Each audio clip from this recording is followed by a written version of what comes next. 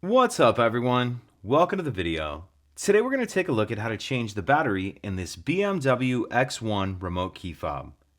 This key fob is going to work on the 2022 through 2026 BMW X1 and it's going to use replacement battery CR2032. I'll put a link in the description box of this video to where you can find these replacement batteries if you're in need. So the first thing I'm going to do is grab my key fob and we're going to flip it over so we're looking at the back of it. Down here near the key ring, there's this button right here that I'm pressing with my thumb. What I'm going to do is press that button in, and then as I'm pressing that, slide that silver piece up, and you can notice it slid up just a little bit. So here, let me do that again. Press that button, slide that silver piece up just a little bit, and then once it slides up, it'll pull off like that.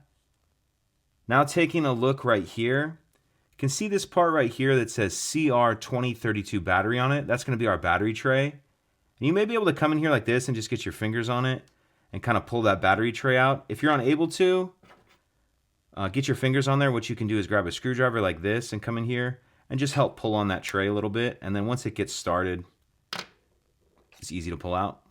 Either way, once we get our tray out, we see our battery right here. This battery will just pick up off that tray like that.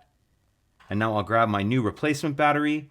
You want to make sure that you're installing your new battery with the plus side down, positive side down on that tray like that. So we have our battery in our little tray holder like that. Now we'll go ahead and slide it back in.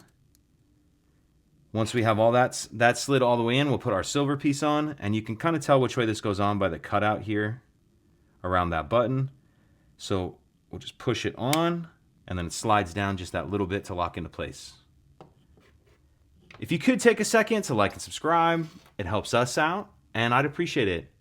Thank you.